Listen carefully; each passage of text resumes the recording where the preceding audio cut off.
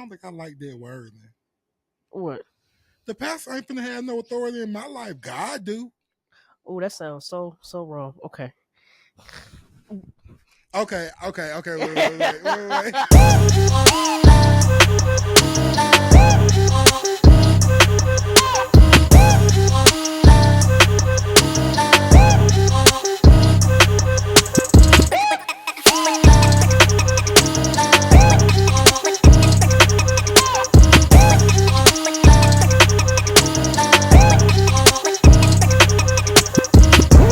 What's going on, good people, and welcome to the Unchurched Podcast. I'm What's up?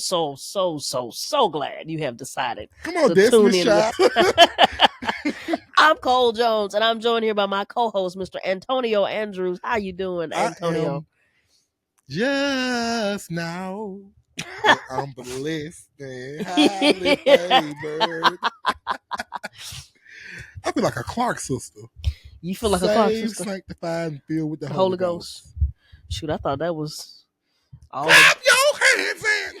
Somebody praise the Lord. Somebody cue hallelujah. Oh my Lord!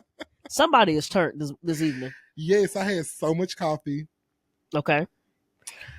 I'm gonna be for real, y'all. I ain't talked all day because I had a little attitude. So like I ain't really said much. So you got all the words. I got all the words. And I'm running out of words.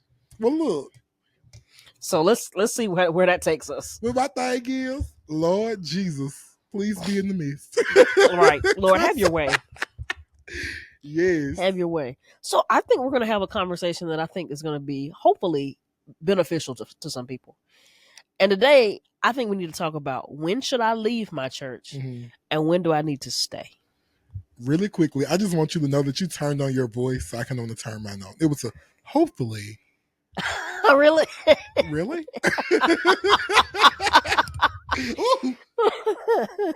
Lord, I done messed up the mic. Oh, no. I don't know. It's me. I've been over here twisting on it. Oh, okay. So let me just do it the other way. Right it tight and left it loose. There we go. My granddaddy taught me that. But when is it appropriate to stay and when should you go? I think we need to talk about what is church membership and is it biblical? Okay. What do you think? Is church membership biblical? So I don't think the actual write my name down on the roll is biblical, but I do know that God calls us to community, and we are supposed to have those spaces of worship and of being together corporately. So I do know that's biblical, but the actual I don't want to say business of church, but the actual, I think what church is today is not fully biblical. But I think the gathering part of us gathering is. I think it is in a way, and it is in another way. I don't know if they had a list back then. I don't know if they had a roster or a role. But what I do know is that when somebody left the church, let's just say Philemon for example, just because there's a whole book, that Paul, when Philemon was leaving where Paul was to go back to where he came from, Paul wrote a letter saying that he's in good standing with us. He's been such a help, and he is not the same man that he was, and I think that he will be a good help to you and an addition. And anytime we saw somebody leave their church that they were in and they went to a different place, a different city, they were always accompanied by a letter of saying what they did while they were at the church. And I think you need to receive them with open arms. Old school Baptist churches and some of the ones down in Auburn, and I'm sure in other country places, say that you can join. Well, I know any good Baptist knows that you can join a church by water baptism, Christian experience, or by letter. Yes. Right?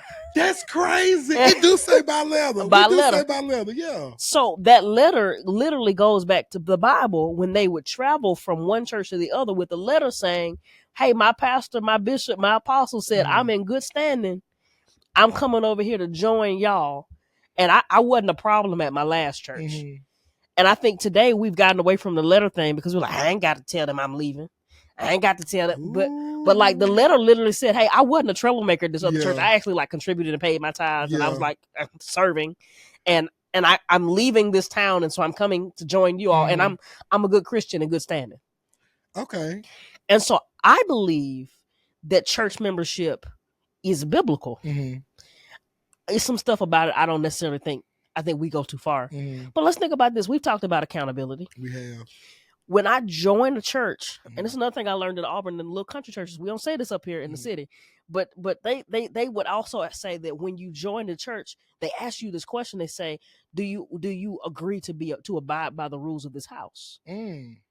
And so basically, does the pastor now have? Do you agree that the pastor has authority in your life? Mm. And so when we start talking about I don't like accountability, that. huh? I don't think I like that word, man. What? The pastor ain't finna have no authority in my life. God do. Oh, that sounds so wrong. Okay. Okay. Wait. I already know what code finna pull out. So yes, he does. Yeah, you don't like it though. I don't at all. But like, let's think about it like this: if the pastor is a shepherd, Mm-hmm. and the pastor is responsible for praying for your soul and keep praying, keeping a covering over you, Mm-hmm. the person who covers you is responsible for you. Yeah. Like I said in marriage all the time, like as a man, I'm the quote unquote head of the house, but I realize I don't run nothing. Mm-hmm. What I do know is I'm responsible to God. Mm-hmm. And so I've got to answer for my actions and Avery's actions. Mm-hmm. And whatever happens in our household, we got kids, we responsible for Loki, whatever. Mm-hmm. I got to answer for that because I'm the head of the house. Yeah. And so while it don't mean that I'm ruling and I'm telling her what to do, Mm-hmm. at the end of the day, God is not going to call her and say what's going on in Mm-hmm. 4477. He's going to ask me. Yeah. And so the same goes for the pastor. And so when they ask that question, what they're asking is, are you going to, like, if we see you going left, not that I got room to judge you, do you agree that as the Lord is my shepherd, I shall not want? Mm-hmm. Do you allow the shepherd, God's man, to break your legs a little bit? Mm-hmm. And I know we don't like that in 2024. Yeah. So to put it in my terms, I don't know if y'all know, but I work in property management. Okay. So it's a little thing called a lease. Holla at me. So in that lease, it says the owner/owner's representative. Mm-hmm. So it's the owner's representative. There you go. So it's me. Uh-huh. There you go. So it's not I almost called out by actual ownership, but it's not Cole Jones. Mm-hmm. It's AJ as a representative of Cole. There we go. Yeah. There we go. And that's the pastor's job. Mm-hmm. Okay, so saying it like that, I guess if I hold these like 1,000 people to it, I guess I can, Mm-hmm. summit. And see, that's the pastor's job. The problem is when the pastor wants to be God. Oh. But as long as the pastor is submitted to God, that's the thing. That's the problem we have in society today. It's pastors, husbands, whomever, bosses, they want to be God. Yeah. But as long as the pastor, the husband, whomever is submitted under God, they're not going to ask you to do anything that God wouldn't ask you to do because they're submitted to God. Mm-hmm. And so I personally believe that membership is biblical, because if I can't be submitted to somebody, I'm my God. Mm-hmm. If nobody can, if I don't answer to anybody but me, I'm my God. Mm-hmm. And so being able to be up under submission and saying, I agree.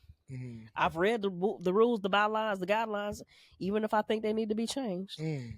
I'm going to submit. You know what? I'm actually excited for this conversation because I plan on being very transparent. All right. So but I am going to keep it cute. Mm-hmm. So Cole, what do you think is grounds for you to leave your church? And also, is there anywhere in the Bible that discusses, like, because I know, like, okay, now I can't quote like the exact verbiage, but I know, like, it's like, okay, to death do you part for divorce, except for this. So, like, is it like you need to be at this church until this? Is it like explicit words in the Bible about why you should leave or why you should be seeking other covering? I don't think there's explicit verbiage. I think we see models. So we see Philemon was a slave that ran away, went and served Paul, got saved, and then Paul writes a letter saying, you need to go back and make it right with those folks. Lord, and so Philemon goes back after he's been like a leader in the church here, and they see me as a free man here, and I get to walk in my freedom, but Paul says, hey, but you need to go make it right over there. So he goes back with a letter. We see various other ones throughout the New Testament that they go by letter, but usually they're moving. They're going to a different town, because truthfully, Now the Bible does tell us to call out and cast out false preachers. And so if you up under somebody who's twisting and manipulating, and you need to leave. Either leave or get them to get out, like depending on where you sit in the power struggle. Yeah. Like in a Baptist church, most Baptist churches are voting churches. Not all, but most. And so like 98%. Right. So since most Baptist churches are voting churches, you in a Baptist church, y'all can vote the false teacher out. But if you in one of them churches where the pastor run everything, you might need to leave. Because you may not have the authority to get him out of place. Church of the Highlands. We're not supposed to be calling names. But if you're not but if you're not in a position to be able to have influence on authority, and you believe that they're in error, and you're not being heard, by the way, let me back up. Because what does the Bible tell me about when I feel like somebody's in error? The Bible says you got it pulled up. I've been waiting for this, y'all. So once again, welcome back. This is my study Bible, and I be studying. So the Bible says in Matthew 16, oh Lord Jesus, 18, 15th chapter, it starts off by saying, actually there's a subtitle, Restoring Your Brother. If your brother sins against you, go tell him his fault between you and him alone. If he listens to you, you have won your brother. Pause. Between you and you alone, him alone. Between you and him alone. So that means that if I got a problem with sister so-and-so because she be talking to me any kind of way, I need to call out in front of the choir? I need to get the mic. We ain't there yet. I need to get in the mic and be like, I got an announcement.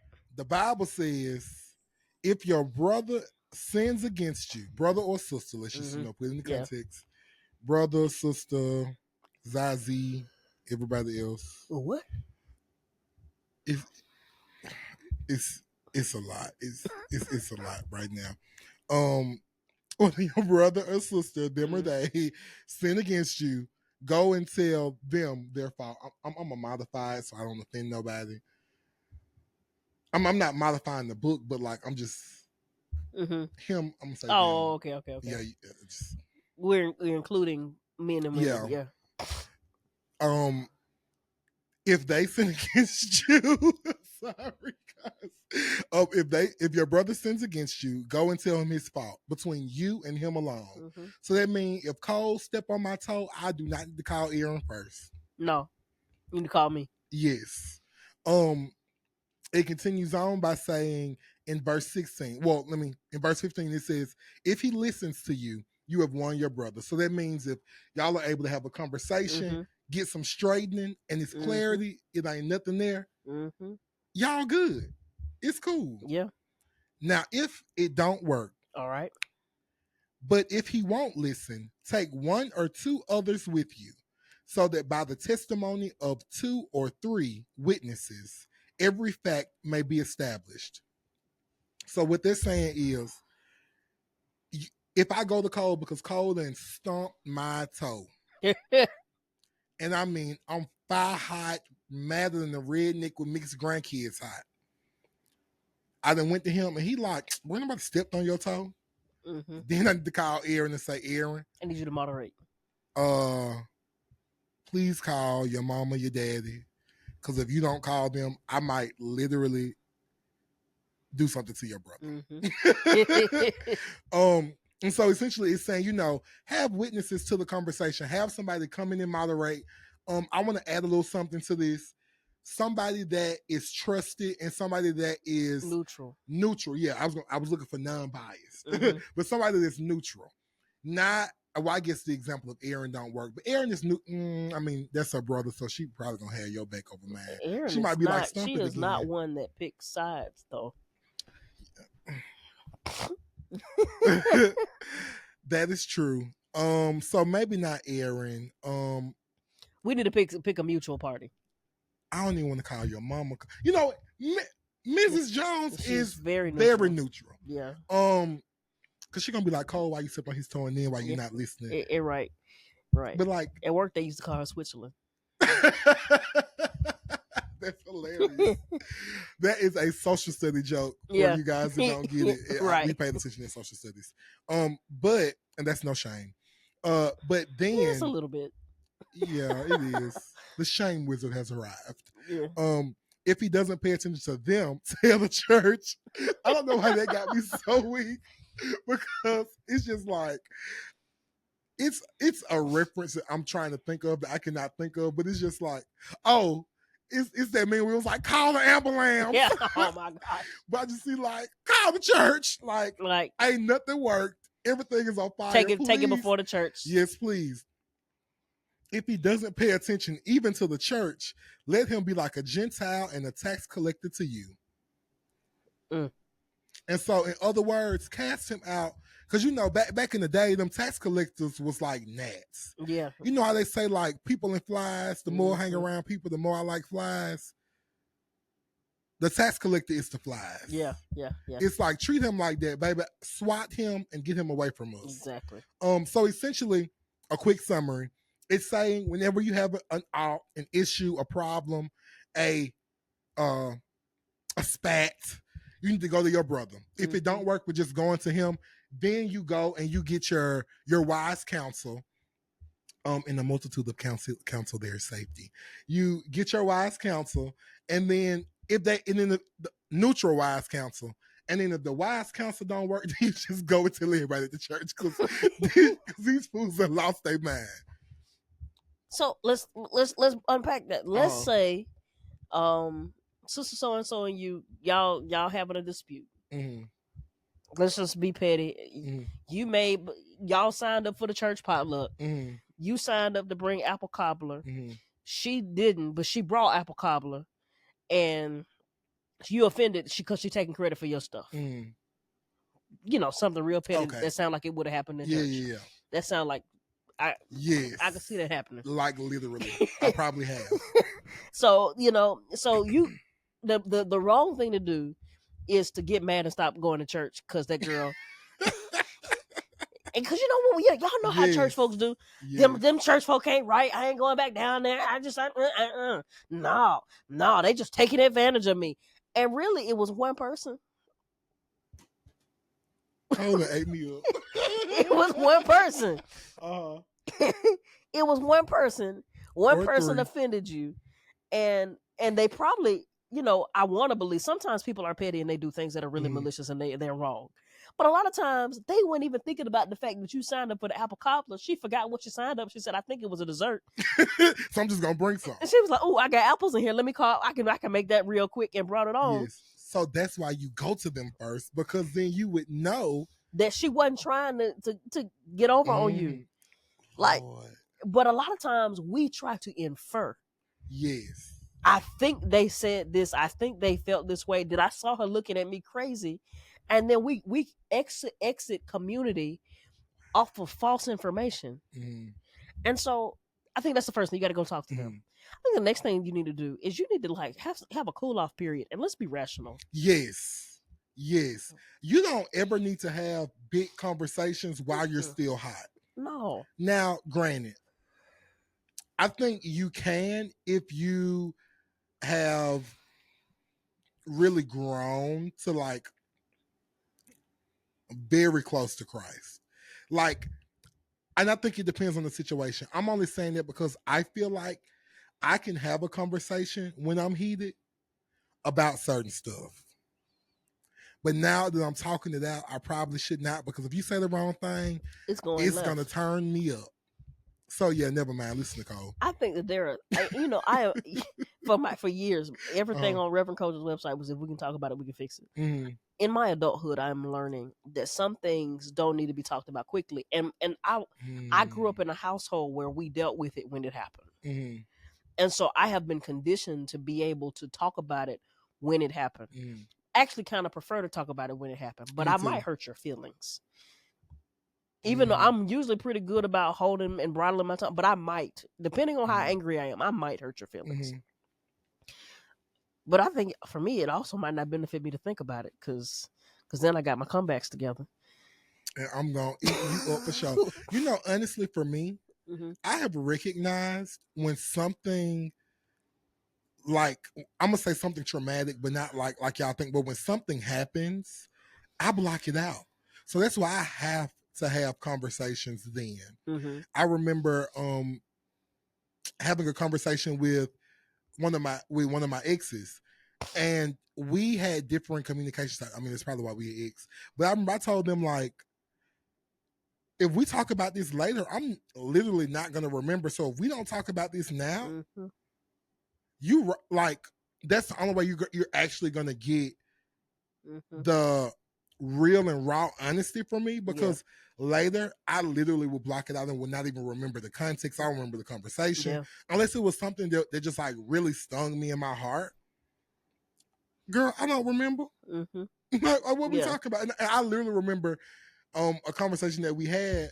She's like, you aren't listening. I'm like, well, listen, baby, I don't even know what you're talking about. Yeah. Like, right hand to God, I don't even remember. Mm-hmm. So like, I apologize, But I don't know what I'm saying I'm sorry for. but like I might do it again because I don't remember Yeah. what I'm saying I'm sorry for. But sorry. No. I agree. I agree. So I think we got to be rational. Like we have to be rational. We got to sit down and let's think about this thing. If this was my job, would I walk off my job for this? If this was my marriage, would I leave my marriage for this? If this was my child that did this to me, am I going to disown my child? Because here's the truth: our relationship with the church should be on that level, and we have casually adopted a view of the church as if we can come and go, but we are in covenant. Like when you join a church, you are coming up under covenant. And so to hop in and out of covenant is almost like you hopping in and out of a marriage, like just coming and going. Like I don't care who you are. That's not okay. Like it ought to be entered into with reverence and with a degree of seriousness. Huh? I said, y'all, he talking to me. I wasn't trying to talk to you. Cole, why you ain't say this when we was off camera? I feel like I did. Not like this. Not today. Because you really have I feel like a Q. You have really branded me in my chest. You know, I got branded the other day on accident. Huh? What happened? So I don't know y'all even know this. So I may not come across as a hard man, but like I am a work in the yard, work in my garden, build stuff kind of man, right? I can confirm he is. Like I may not look that. You may not hear it in my voice. Like I may not, but like I'm that kind of guy. So it's 6 o'clock in the morning, and I'm out there tilling my ground for my garden. What's tilling? Where you get the thing and it it breaks up the ground. Yeah. So I'm tilling the yard because I'm getting ready to put stuff in my garden, and I didn't want to move the little thing to roll it, so I picked up the tiller. Well, the outtake is like fire hot because it's fire. It's like literally that bad boy branded a half circle in my thigh, burnt my favorite pair of gym shorts, burnt a hole in them, burnt through my pants. I am so sorry. To my leg. I know this is not what the podcast is about. Yeah, but it's fresh. This was yesterday morning. It rubbed against my jeans all day yesterday. OMG. You got on short. I was going to ask to see, but no. I got on pants. Because it was hurting. It was hurting. Oh. Right. That's why I was thinking about the cues. But yeah. But yeah, he done branded me, y'all. I wasn't trying to brand you. Yeah. And you know what? I'm going to be transparent because I think we have had this conversation slightly on camera. But y'all, I have been considering leaving my church. I love my church. I love my church I love my church family. I love my pastor. Like, he is such an amazing man, an amazing pastor, an amazing leader. But now that I'm like hearing this conversation, it really is like getting me together, because I think that we are so easily offended and we allow so much small stuff. And honestly, a lot of these issues could have been worked out if I just went to the person. But you know what? Let's have a real conversation. Yeah. What happened, or how do you have or how do you bring up an alt if they're like an older person? Let's holler about it, because this is a man at our church, and he might watch because he watch everything. Okay. But he is a controversial member of our church. And we were in a meeting. So he in leadership. Oh Lord. We were in a meeting, and he called me out in the meeting. And can I come to the next meeting? No, but it was like 25 leaders on the call. And so when we got off the Y'all call. heard Cole say no. No, no, well, you got to come join the church and become a leader in the church. You can come to the next It take meeting. too long. It's okay. But no, he called me on the meeting, and he's one of the people that you really, if you call him, you know you're gonna be on the phone for a long time. Mm-hmm. So I, in purpose in my heart, I said I'm gonna call him, Mm-hmm. and I called him. I said I was about to call his name. Ooh. I was like, did I do something to you? Mm-hmm. See, I said I hit a hit dog or holler. I said no, not it's ain't about no hit dog will holler. The Bible said that if I have an alt with one of my brothers, I'm to go with him in private. And you called me out in a meeting. And so I want to know, when did you come to me in private and what did I do to you? No, I hit dog. I know. I said, no. This ain't not about what you're trying to say. Mm-hmm. The Bible said. Mm-hmm. And it took about 10 minutes to get him to see that that's what the Bible said. Mm-hmm. And finally, about 45 minutes into the conversation, we got on the same page. When we speak to people who are generations ahead of us, mm-hmm. often the only thing you can do is first be respectful. Mm-hmm. But second, you got to make sure that you're on good biblical standing. Because if the Bible tells me if I have an alt with one of my brothers, it is my job to go to them. Mm-hmm. It's not his job to come to me. Well, he should have because he had the problem. But it's my job to go to him and say, hey, what's wrong? Mm. And that doesn't mean that if we're peers, mm-hmm. that's if we're peers, if you're younger, if you're older, because in Christ, there is no age. Mm-hmm. What does it say? There is no Jew, there's no Gentile, there's no male, no female, mm-hmm. no it literally goes no Parthes, no Medes. Like all these earthly divisions are not in Christ. Mm-hmm. And so while we honor our elders, mm-hmm. we respect our elders, we are all brothers and sisters in Christ. Mm. And so if you offend me, whether you're 80 or 8, I owe it to you and you owe it to me for us to have a conversation and get back in unity, because anything outside of unity is Satan. And I think we spend a lot of time feeling like our emotions have justified us for how we feel to be in division, but all you're doing is allowing Satan. You see how I'm looking at the camera? You're allowing Satan, even if his neck hurt. Right. to allow to perpetuate division in the body. And we see in the Bible that wherever God is about to move, Satan tries to send division so that the move of God would be thwarted. Wow.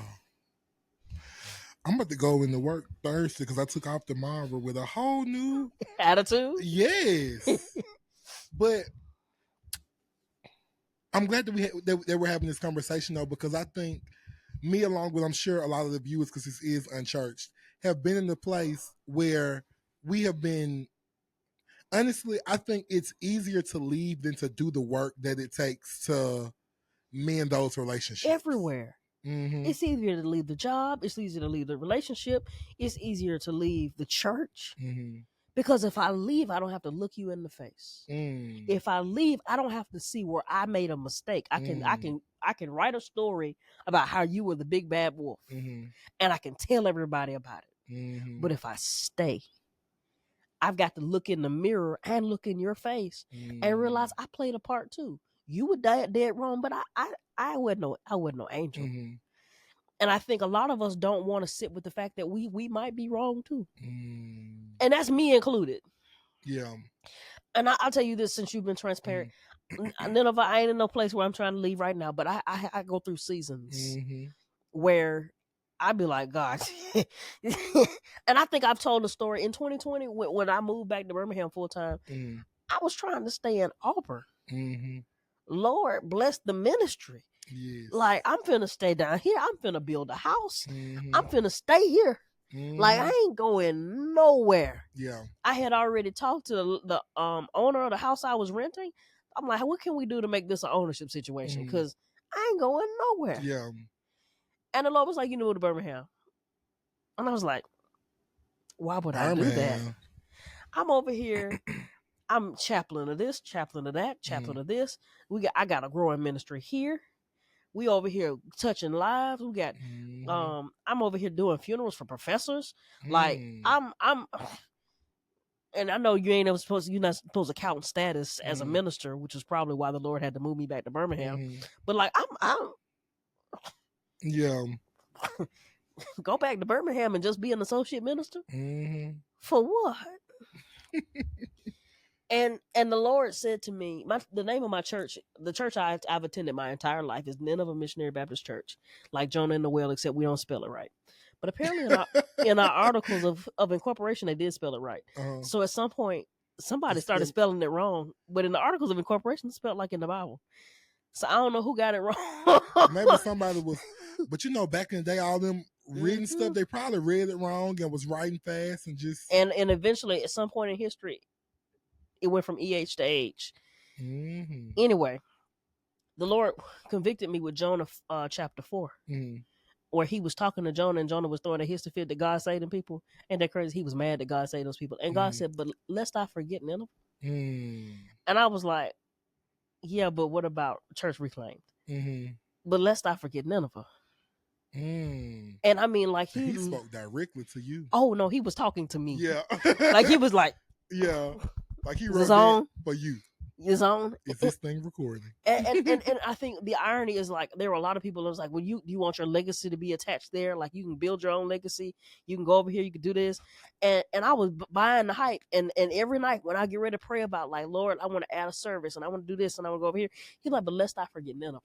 And I was like, but like, I love them at home and that will always be home, but like, yeah, but he convicted me so and closed some doors that I had to come back to Birmingham.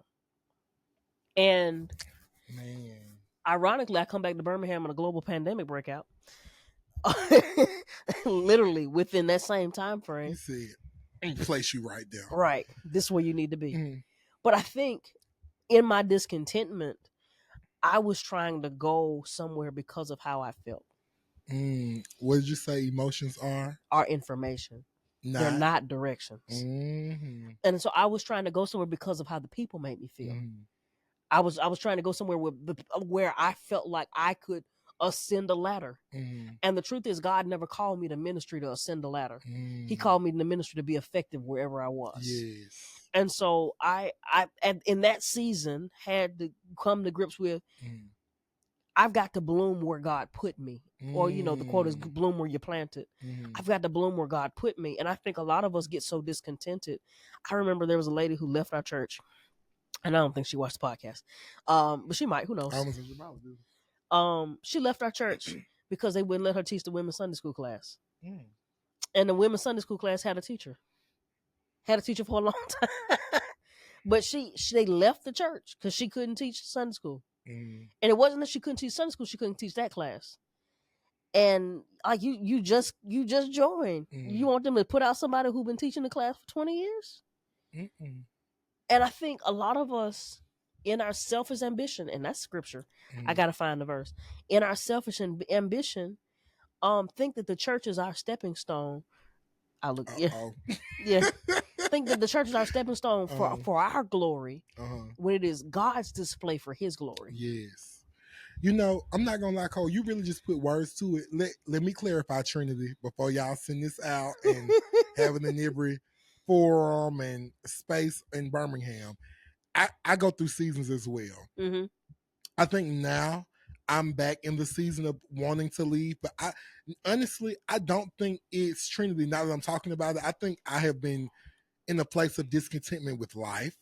So it's just like everything has to move, and I think, especially when you're in a season of discontentment, you're very easily volatile as well as like irritable. And I think it's some things that, while I'm super deep in my word and I am just like planted at God's feet, that would not rock me. But when I'm already off balance and off center, the stuff that I used to brush off my shoulder, the stuff I used to turn my other cheek to, is the stuff I'm like, slap it again. I double dog dare you to slap it again. And I'm going to lay fire across the other cheek of your face, And so, so honestly, I'm really enjoying this conversation because I feel like it's reminding me of God's design for us in conflict, but like it's also reminding me of like AJ, you cannot go off your feelings, and you got to have actual conversations before, like, you just up and leave just because of you. You're like in your feelings about something. Yeah. And like, let's think about it. One of the beautiful things about church and relationship in general is that you're in it long term to be seen, known, and understood. Yeah. If I will not let you see me in my frustration, how am I supposed to work through that place?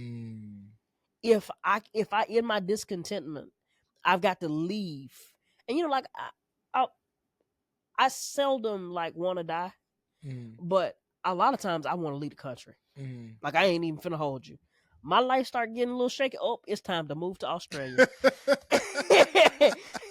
I start looking up he not flights. playing. I've heard Australia like 10 million times. Let's not even talk about when I had an internship. I was not coming back. I wasn't coming back. Yeah. But like, thank God you came back.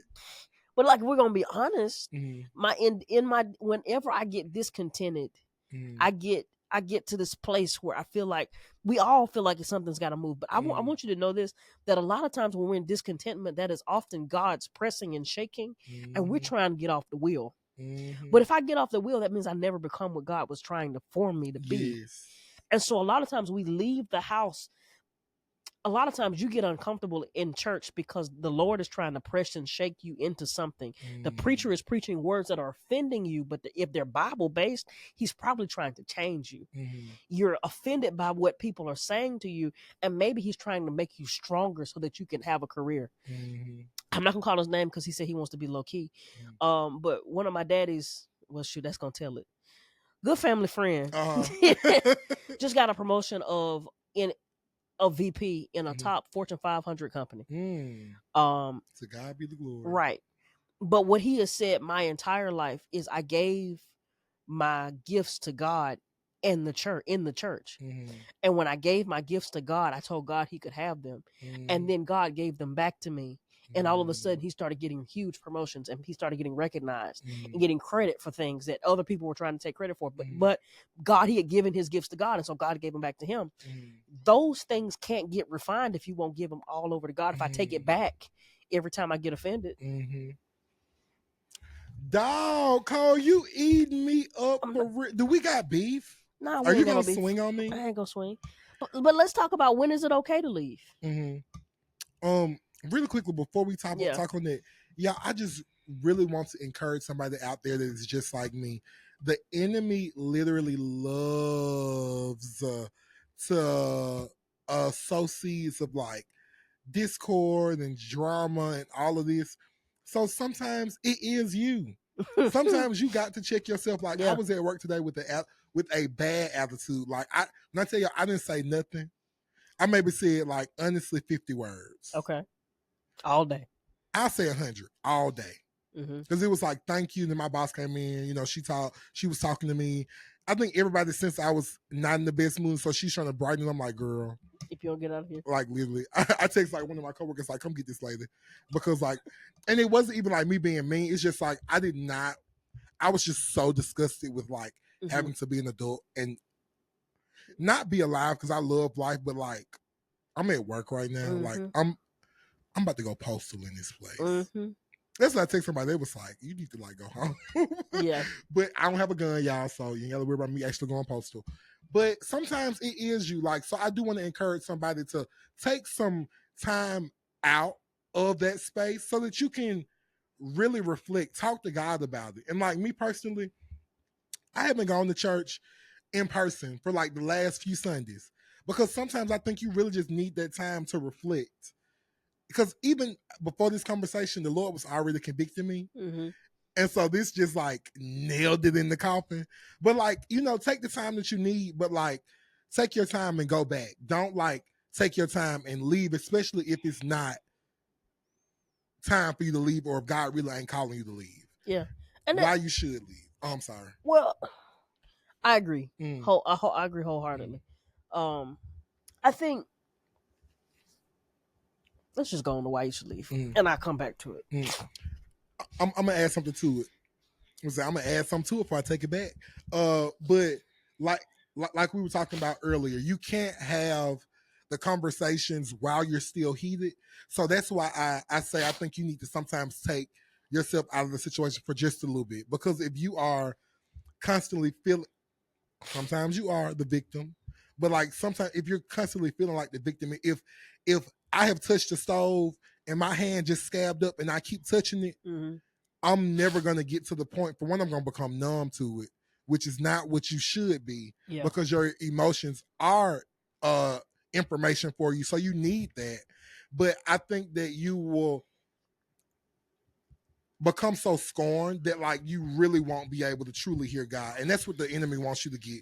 But that's true. Yeah. He, like Satan, like I want y'all to understand this. We're the bride of Christ. So he's going to take care of his bride. Satan is jealous that he would go and marry. Think about it. Now, that he would go and marry some folks that sinned like he did. When he was cast out of the presence of God. So getting you out of connection with God, out of rhythm with his people, and being this body of believers is his number one goal. I think when Jesus makes the declaration, on this rock, I'm going to build my church and the gates of hell would not prevail against it. Satan saw that as a challenge. I'm going to make sure the gates of hell try. Yeah. And so you've got to be aware that there are systems and powers at play to get you out of connection with the church. Why should I? When can I leave the church? When can you leave? I think the first thing is if you're moving. Like you're moving, you're going to a new city. Like this is not anything to be sad about, to be upset about. Take your letter. Talk to your pastor. Yeah. Talk to the leaders you serve with. Don't leave improperly. Because the truth of the matter is, if you're moving, unless you like with a manipulative, abusive leader, they're going to be happy for promotion. They may be sad you're leaving, but they're going to be happy that you've got promotion in life, that you're doing well. You know, they even may know pastors or churches in the area you're going to recommend. Yeah. So that you don't get caught up in a cult when you get there. Yes. You know, and so talk to your leader. Like your leader who you've trusted to pray for your soul and to cover you. Yes. Go talk to your leader. I think the next thing you can leave. Are you in a cult? Like, are you in a place where everybody's worshiping the leader and not God?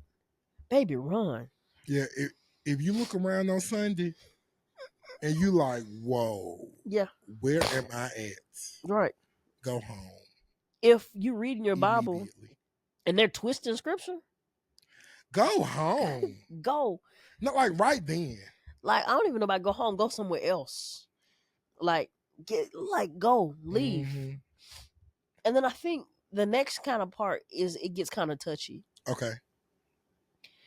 If you've tried all the things to reconcile within the church, and there's still no peace, and there's still no understanding, and y'all are still you're not being able to meet, have a meeting of the minds, and y'all have talked, you've had a witness, it's been y'all gone before the church, you've tried to, you've done all the things.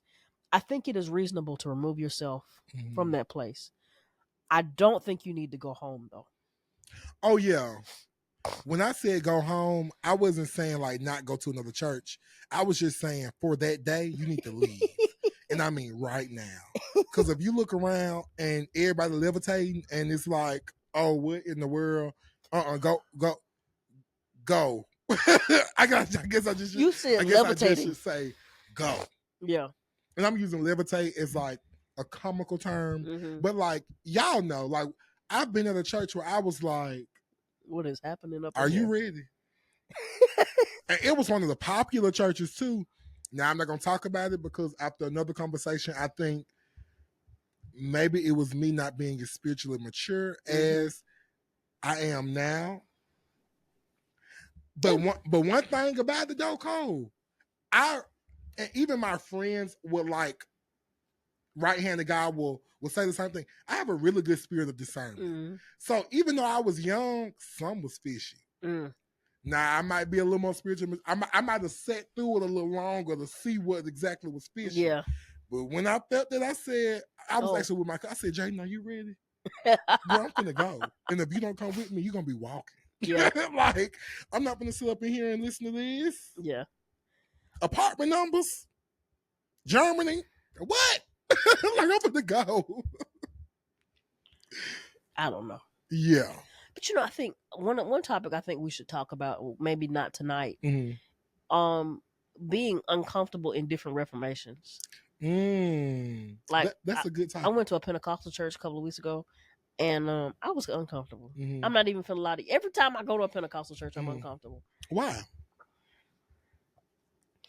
I'm asking. I'd be uncomfortable too. So, like, don't feel judged. Okay, because I was definitely trying to find the right word. Yeah. You don't believe holiness is still right, Cole? I think holiness is absolutely right. I think sometimes. Lift your hands and shout Jesus 3 times. How can I say this right?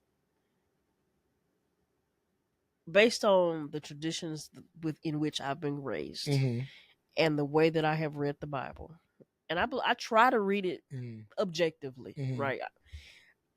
I sometimes think that things are taken out of context, and there's a lot more weight put on things. There's a lot more weight placed on things, and a lot less weight placed on other things that I think need to be placed on. Yes. And in my experience,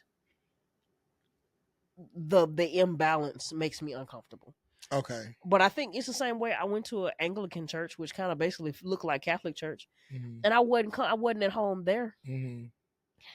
And I think maybe this is necessary for tonight. I think it is okay to go find a church where you feel like you can connect with God and the people. Yes. Because trying to sit through something because somebody told me that that's where I need to be is not it. But at the same time, I don't want you to run into a church that is like biblically incorrect, like universalist theology. You know what that is? Oh no, but I can guess, but for the people. Okay, universalist theology believes that everybody goes to heaven. You don't have to confess and believe. When he died once and for all. And he did die once and for all, but like there is nothing you have to do. Everybody's saved. So no need to live right, no need to, you don't have to be a Christian. Like everybody's saved. Oh. And so they I mean, it sounds good. But I kind of think they're leading people to hell. You see what I'm saying? Yeah. And so like there's things like that, or like I'm trying to stumble on words. I had a friend in Auburn who's a minister. We did ministry together. Her theology was a lot different than my theology. We were both Baptist. But the difference was she was like American Baptist and I'm missionary Baptist, and American Baptist is more like Universalist. Or I don't know if they're universally, but they're like a lot more liberal in their theology. We're a lot more conservative in our theology. In the black world, you can be conservative with your theology, but not in your politics. And I kind of politically sit in the middle. But like, it was just real liberal. Like, and I'm not liberal like Democrat, like beyond that. You want to hear my work answer? What's your work answer? I am not political, so I don't have any input to add to this conversation. Bull crap. Sometimes you gotta do that to keep the peace. I agree and I disagree. I think sometimes I choose the discussions I enter into. I do not enter into discussions with everybody. But I also feel like society is becoming weak because we can't have conversations civilly. See, I agree with you. But the thing is, you can only really account for yourself. Oh, I agree. And especially if I don't think that you can have a civil conversation, I don't have it. Which is why I say I choose the conversation. Yeah, which is why I was like, so like for that might be, I'm gonna say, I was having a conversation with someone at work when I first started with my with the company. I'm not gonna say if it was now or previously. It was just a company you worked for. Yeah, it was a company I worked for. So when I first started, there was someone that like tried to have a political conversation with me, and I was like, "What? Like politics?" But then, like maybe like 8 months later, we had a more in-depth conversation. I was like, okay, you can actually handle having a real conversation. And we actually got down into like the things of politics. And it was actually a really good conversation. So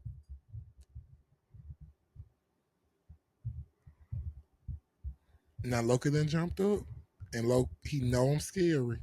I almost went through the roof code. I don't know if y'all can see the shock and horror on my face, but I was about to go out this window. No, he sleep. He woke up. Okay. I didn't lost. Oh, they handled the conversation. Yeah, it actually went well. So I do want to encourage you guys to like sometimes have those difficult conversations, but definitely scope the scene. Yeah, absolutely. But so like if like you're in a church and the leadership, not the leadership is doctrinally wrong. Okay. Or morally wrong. So like if the pastor is raping little girls or little boys, I wouldn't probably stay there. But if the pastor is having a hard time deciphering, like if you have a pastor who is trying to figure out what's the biblical route to take politically, and I'm not talking about like they're slinging left going right, but they're just trying to navigate and they're trying to speak truth to power, and they're trying, like, I would stay and support that pastor. You may not support everything he says every Sunday, but like spirit and truth, he's trying to rightly divide. I would probably support that pastor. I think if you've got a pastor who's trying to do the right thing and he's human and so he's not God, he's trying to hear from God, but he's not God, I would stay and support that pastor. But if I got a pastor that thinks he's God, absolutely not. At the door. No. You might actually see the dust come up off my shoes. You gonna run? I mean, sprint like the speed of light. You gonna think I'm what's that person? Lightning McQueen. Not Lightning. She got the S name, nails, long weed. Oh, Shikari. You gonna think I'm Shikari? Real quick. Out of here. There and back. Usain Bolt. Okay. Yeah. Yes. But I think if in those situations it's okay to leave. But I think in a lot of situations we leave churches prematurely. I think one more reason, and I think it's probably the most important reason, if God calls you somewhere else. Yes. And you better make sure it's God. But if the Lord calls you somewhere else, don't stay in that place and stir up discord and chaos. Because your presence outside of where God wants will cause chaos. Y'all think about Jonah. Because I told y'all the Lord to be dealing with me and Jonah. Think about Jonah. God said, go to Nineveh. He said, all right, well, where's the other boats going? Who all over there? He didn't even say all that. He said, okay, you say go to Nineveh. All right, I'm at the shipyard. Nineveh's boat is over there. Where y'all going? Tarshish? I ain't never been there. I'm going to Tarshish. And the ship began to rock. Shit, like everything was going crazy. Waves flying up on this side, and the boat is rocking. How mad I would have been. if I knew that, I would have put Jonah off their boat. Well, they did. Remember, he ended up in the belly of the fish. Yeah. Yeah, okay, y'all get what I'm saying. I knew that. Like, see, Cole be trying to call me slow, low key, and I want y'all to catch that. Cole was like, duh. Cole, go with the story, dog. I wasn't trying to call him slow. I'm just saying, you know. He said he wasn't trying, he did. Come on, see? Come on, Cole. Come on now. Before I get on you. But remember, all hell broke loose. It all broke loose until Jonah was off that fish, off that boat, and on the direction where God wanted him to be. Well, at least in the belly of the fish until God could deal with it. And so I wouldn't stay in a place because you're afraid. If God called you to go help pioneer that new ministry with them, go. Now, don't go trying to be nobody's pastor and the Lord called you to be a street sweeper.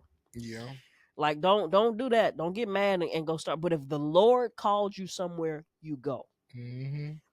Most other reasons short of like somebody doing something demonic, you need to stay where you are. Because here's my thing. A lot of us in our generation, we get mad. We take our gifts, our talents, and everything that we know, and we leave the little church, especially the little black church. We take our money to a church that don't need our talents or our gifts or our money, And we take them over there and we sit on the pew and we complain about why the black church ain't doing. But if we brought our gifts, our talents, and our little bit of money back to the little home church, maybe the little home church wouldn't be so far behind. And it wouldn't be so stuck, because you'd have people who can see progressively, because we are the generation that's supposed to be carrying the baton. The black church is dying because we get angry and we don't have any stay power. And so I really believe this.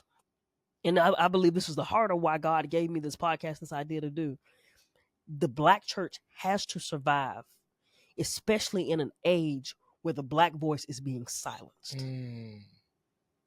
Yes. And so while you want to take your dollars to that church that gets you out of there in 75 minutes and requires nothing of you, if you want a place for your black body to be buried and for your black body to be cared for and your black soul to be loved, you need to go back home. Now, if your pastor growing up was abusive, don't go back there. But go back home. Take your gifts, your talents, because if you want the church to be progressive, we need you. Desperately. I look around our church all the time and I get sad. And you know why I get sad? Wow. Because for every progressive move, it's a 70 and 80-year-olds looking at me. It's a whole bunch of me's that need some help. Like I'm progressive, but I ain't the only one with abilities and talents. My prayer, it's a race now, but my prayer is, I've been praying for months. Lord, send people more gifted than me. And I would hope that I'm not the only person praying that prayer.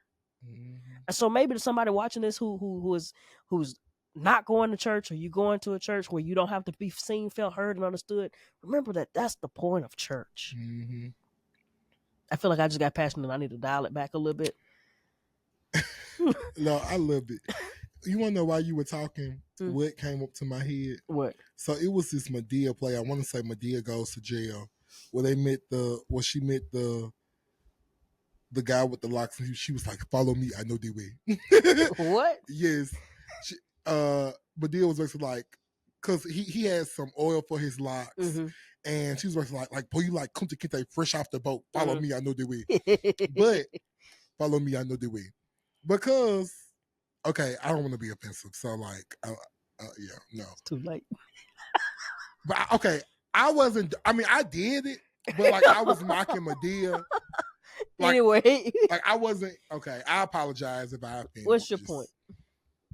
Lord, I'm on the apology tour. I don't even remember the point. You said I said I was sorry for being passionate, and you said it made you think about Madea. Oh yeah, follow me another way, because we're telling them like, come back home, come back to it ain't gotta be the church that hurt you, but find a church that like you can actually use your gifts at and actually be more than just a number. Yeah, like I do agree with Cole, especially when it comes to the point of like, some of us go to these places that A, don't even want us there.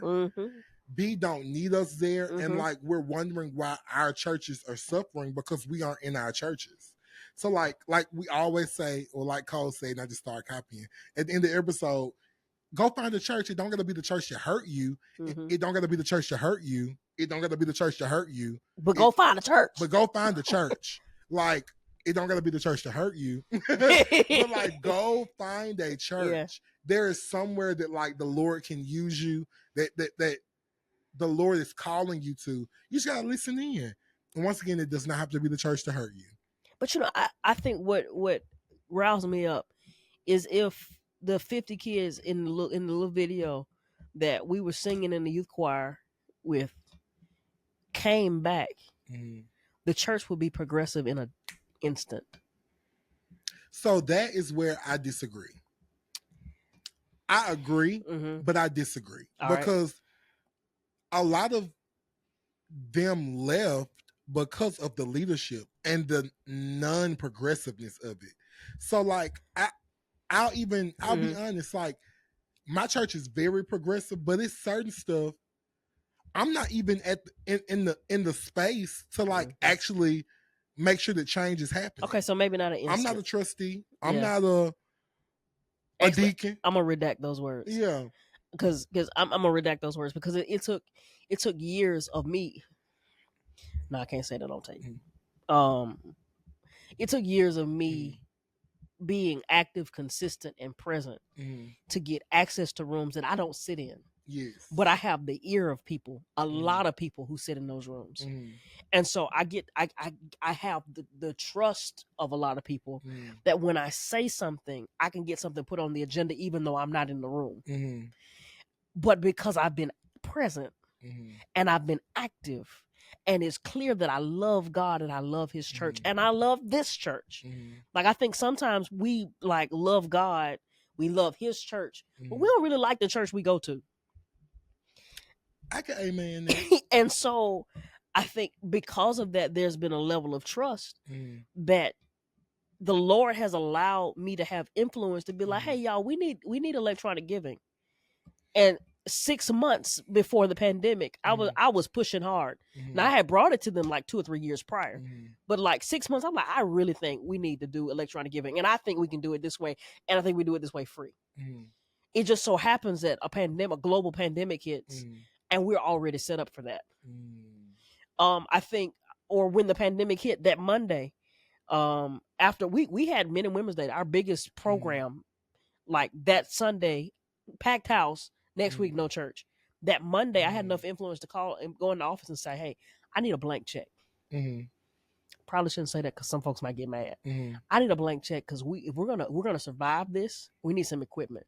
They didn't write me a blank check, but they said whatever you need, we'll cover it. But if it was anybody else who had not had tenure and that had not built trust and had not been present, the answer would have been no. And I think a lot of us don't have enough stay power to just be present and active and supportive long enough to get a seat at the table. And that's true, but like that's so not fair to us. Like, just being honest. I really appreciate your stay power, but not everybody got that. And like, it's a lot of stuff that you dealt with that like the average person is not going to deal with. I know. And like, yes, I do think that we need to call people to like stay. And granted, y'all, I'm on the fence because I'm there. But but let's talk about it.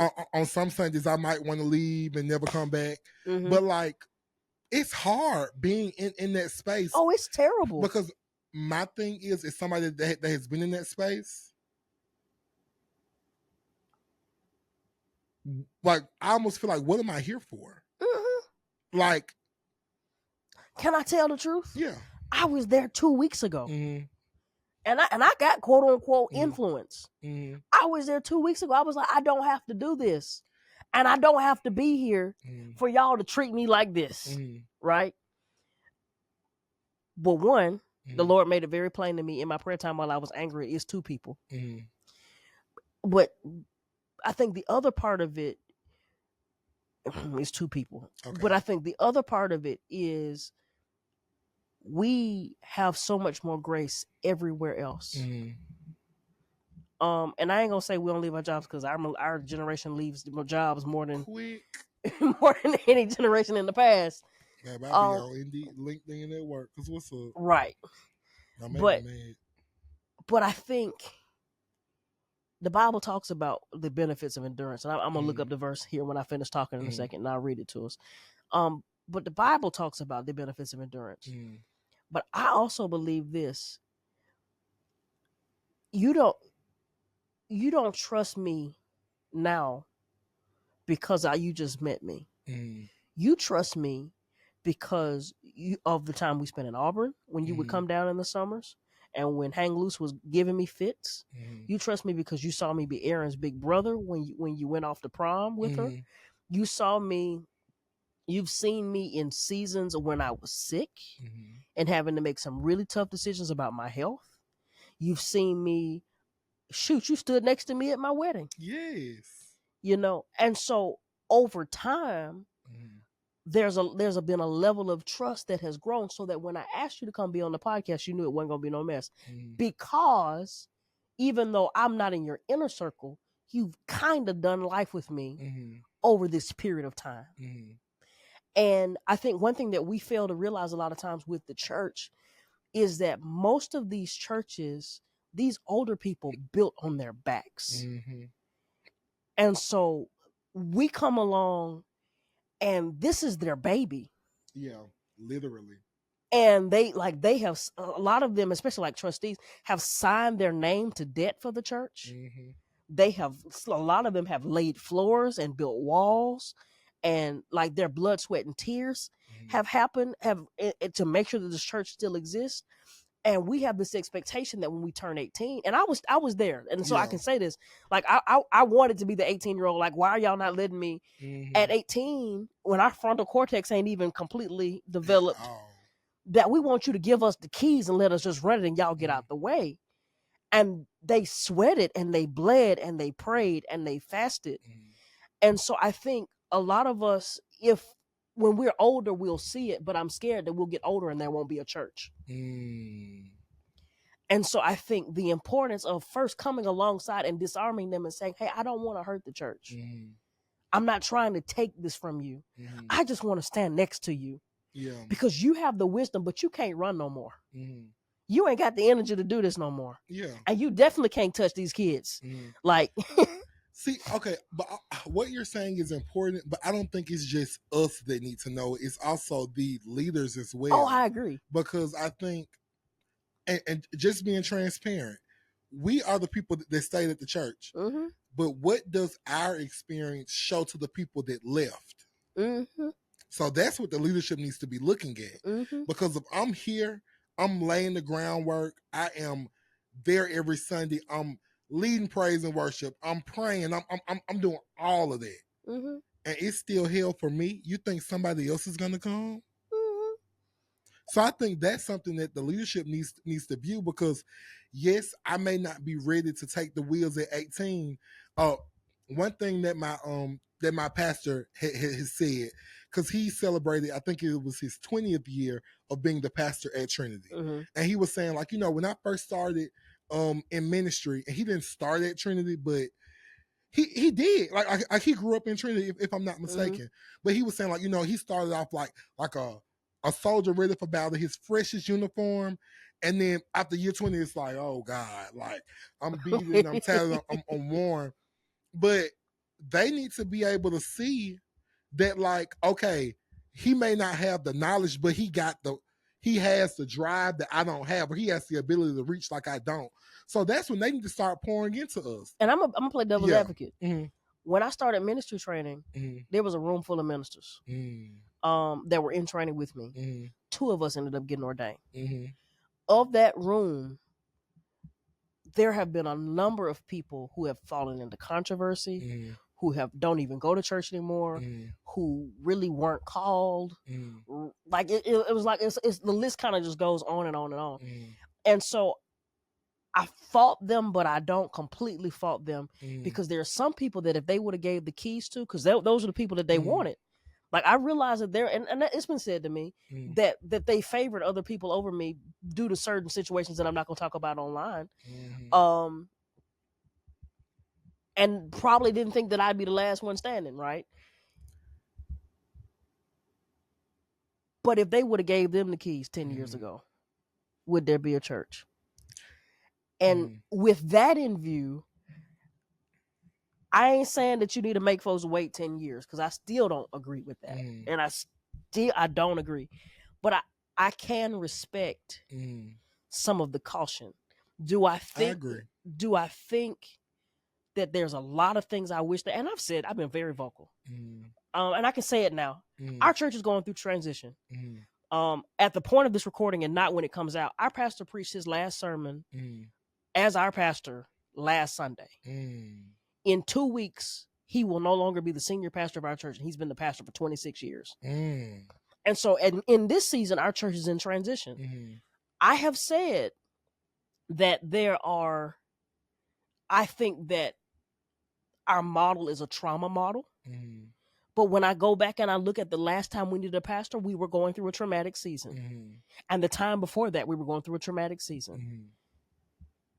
And the time before that, we were going through a traumatic season. And so when you look at it, I see why we would have a trauma model. Well, this is not a trauma thing. He's retiring. And so, but I'm not in position as of late, like at this very moment, to really be able, like, hey, y'all, why are we doing it like this? There's a better way. But because I'm around and I do get to have a part in those conversations, I have been like, I think y'all doing this wrong. Are they listening? But I have a seat at the table. See, and that's my thing though, because do you have a seat at the table? Because if they're not listening, like whoever you have a relationship with can speak on your behalf, but if they don't agree fully or if they don't understand fully, they can't. I want to go back some more. Wait, I want to comment on that first. Okay. But hold that thought. Okay. I think in the past I've known this. I'll bring something to their attention, and this is where I think my argument for stay power is.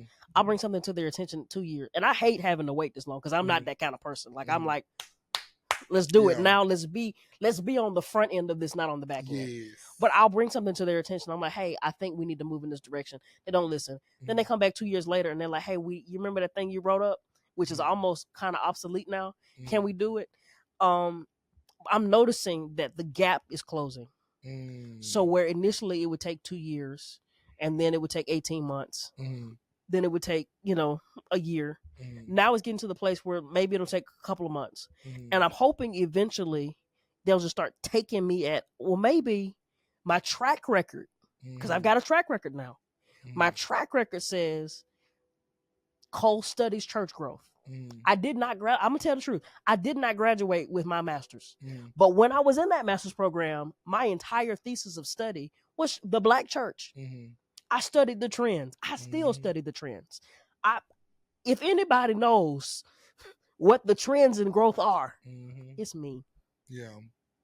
And so when I bring, like, if I bring it up, it's not because I'm trying to be arrogant or I'm trying to be pushy. I'm trying to take over. I'm just like, hey, we could be a couple years ahead.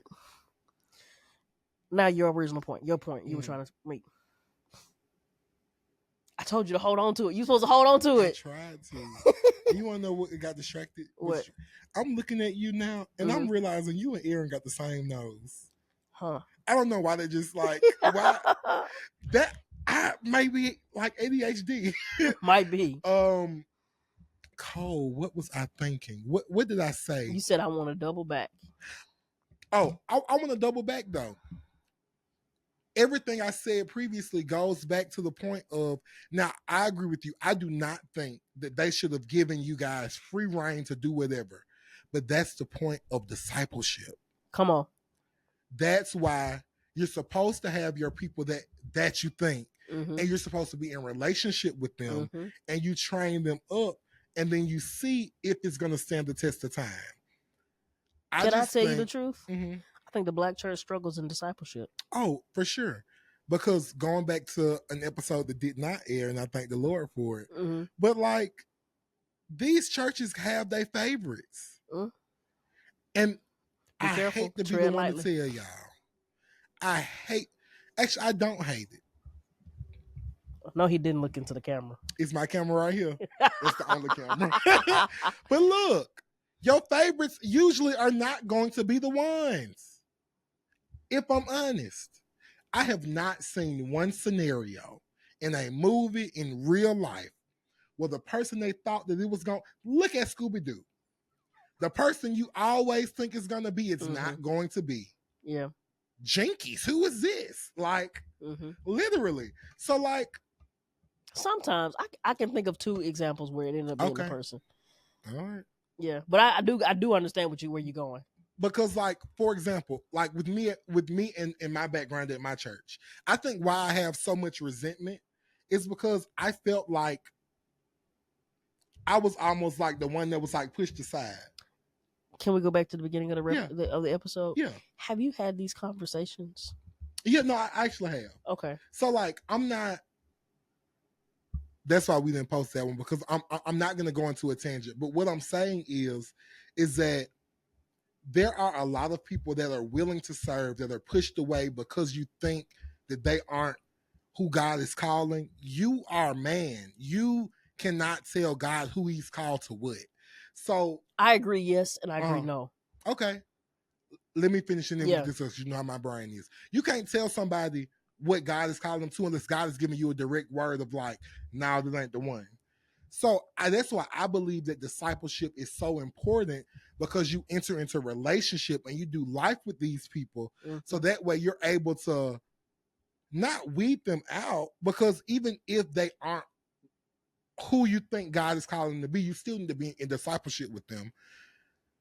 But you're able to see their strengths, their weaknesses, and you as a leader that has done life, you're able to pour into them in the areas that they're lacking, strengthen them in the areas that they are strong, and then you're able to see fully who is what. But like, wheat and tear grow together, baby, and that's biblical. And the Lord said He would separate them, and He will separate them. So that goes back to like my entire point. I think so many times there are so many people that are pushed aside, that are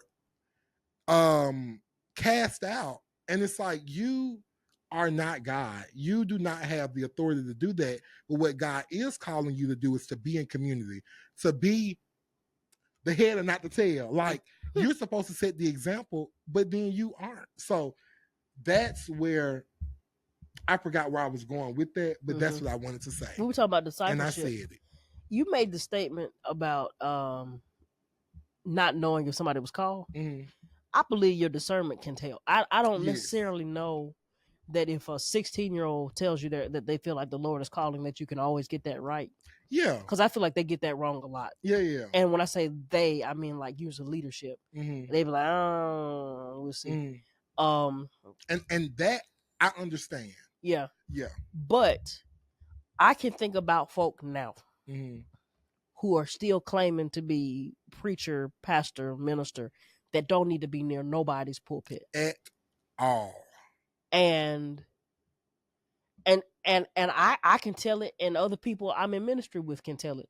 And so I think that there is a level of discernment that can be like, especially if you're the pastor, you God's guy. Yeah. Like, and that's if you live it right, pastor. Yeah. But you know what? Now that I do understand and I can agree with, mm-hmm. but I do think a lot of the times we let our flesh blind what God is telling us.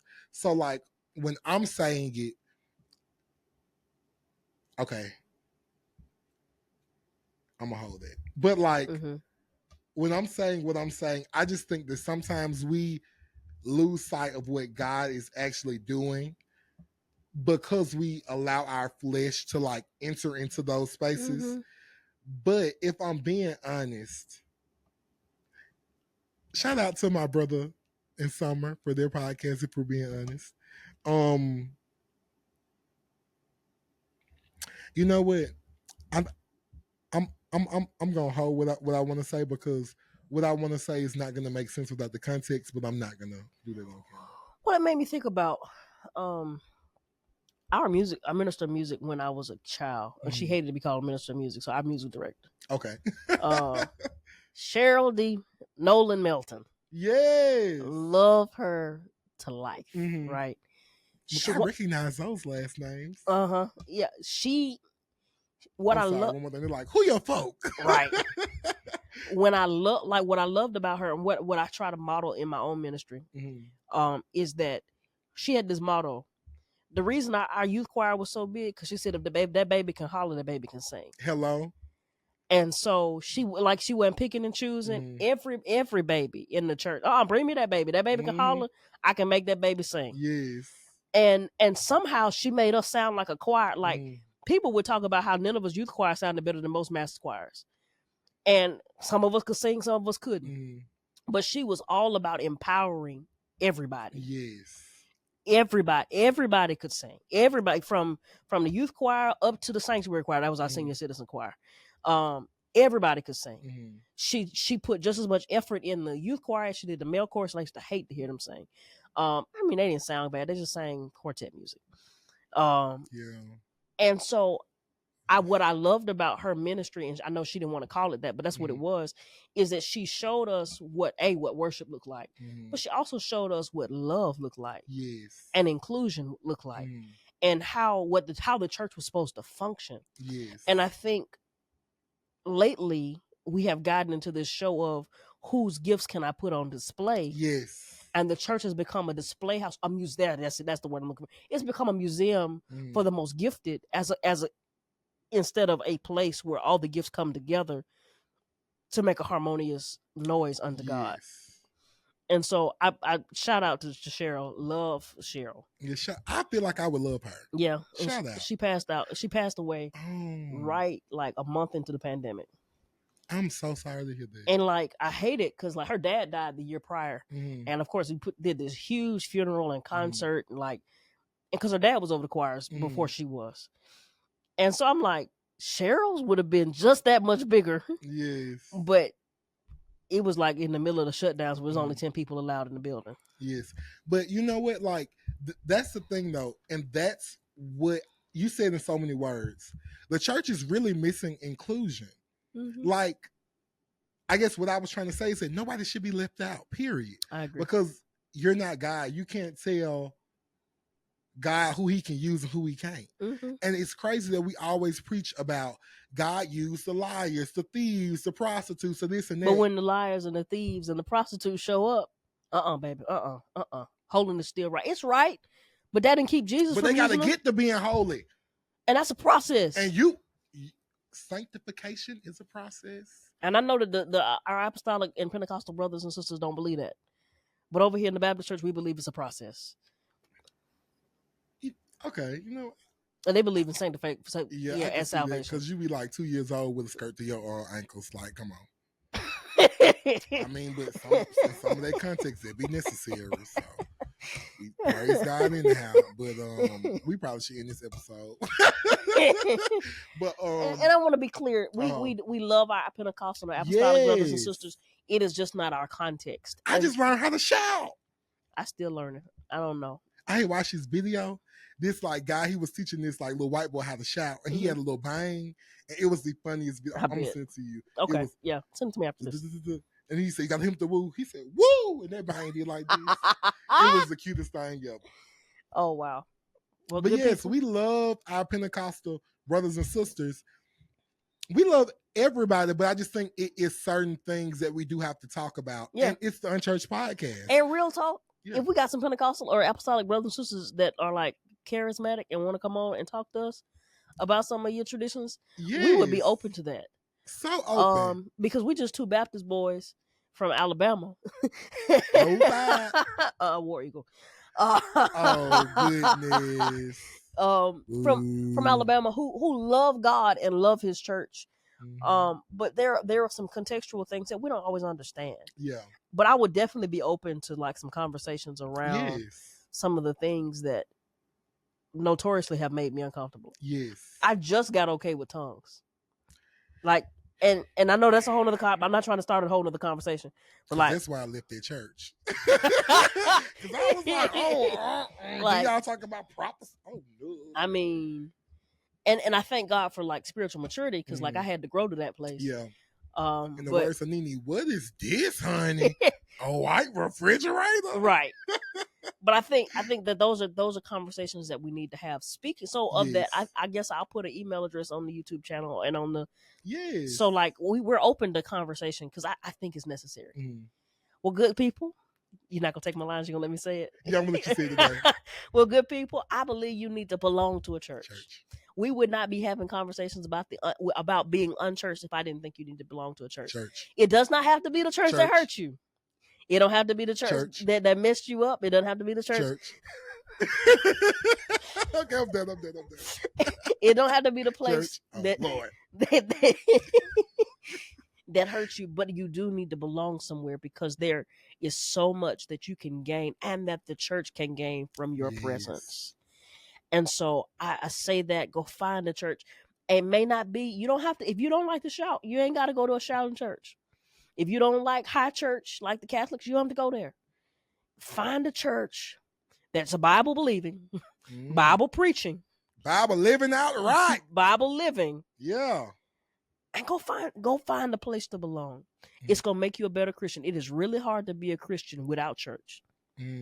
It's hard to be a Christian, period. But it's really hard to be a Christian without church. Well, I love you with the love of Christ. We'll see you next week. Bye, guys.